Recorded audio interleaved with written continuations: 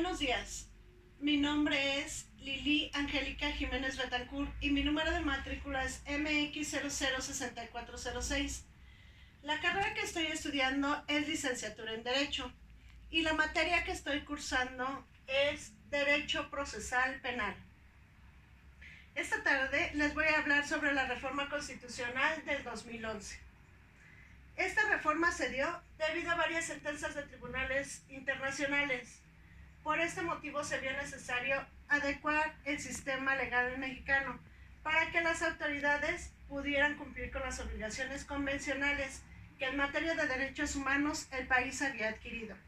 Así, diputados de diversos grupos parlamentarios presentaron ante la Asamblea de la Cámara de Diputados iniciativas en materia de derechos humanos, misma que fue aprobada y publicada en el Diario Oficial de la Federación el día 11 de junio del 2011. El cambio más importante en esta reforma fue el que se le hizo al artículo primero constitucional, que nos dice que exige a todas las autoridades que protejan, respeten y velen por los derechos humanos de las personas. A partir de esta reforma, todos los tratados firmados por México que tengan relación con los derechos humanos están en igualdad de circunstancias que la Constitución y forman parte de la Carta Magna y de nuestros derechos. Algunos de los artículos que se reformaron fue el artículo tercero, que nos dice que los derechos humanos deben de ser incluidos en la educación pública. El artículo 11 se garantiza el derecho a asilo en caso de persecución política. El artículo 15 se prohíbe la celebración de tratados internacionales que violenten los derechos humanos reconocidos en la Constitución. El artículo 18 establece los derechos humanos como base del sistema penitenciario. El artículo 29 prohíbe la discriminación y reconoce la personalidad jurídica de las personas. El artículo 33 se establece el derecho de audiencia a los extranjeros.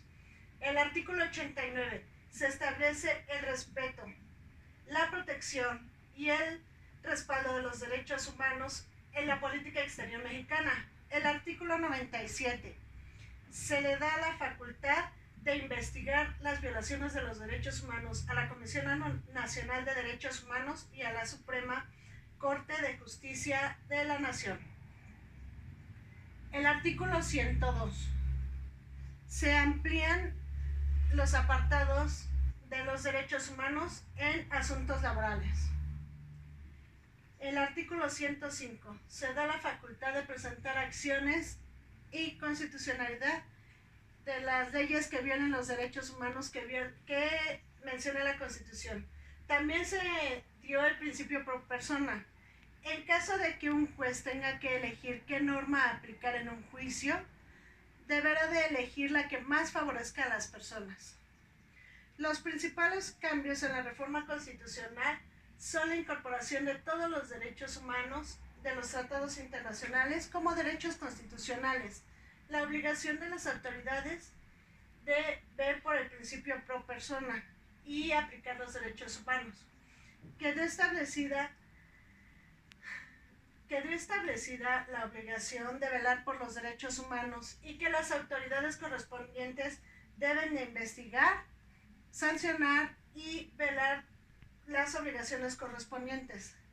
Esta actividad fue muy interesante para mí, pues el saber desde cuándo los derechos humanos cobraron más fuerza y que se hayan incorporado en tantos ámbitos como en el penitenciario, en el laboral, en el escolar, es un gran avance en nuestro país, pues la mayoría de las veces, en muchos casos, los derechos eran violentados y las personas eran maltratadas. Esta investigación me sirvió mucho para mi desarrollo, tanto personal como profesional, pues es importante no solo saber que existen reformas constitucionales, sino conocerlas, leerlas, estudiarlas, analizarlas y saber el por qué fueron creadas.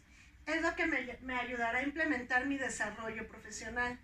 Mi motivación para poder lograr las metas que me he propuesto, en primer lugar, es terminar mi carrera, haciendo mi sueño realidad de tener mi título en la mano para poder ejercer mi carrera y ayudar a las personas que más lo necesiten, que sufren injusticias, que son violentadas en sus derechos y que necesitan de la honestidad y el trabajo de un buen licenciado.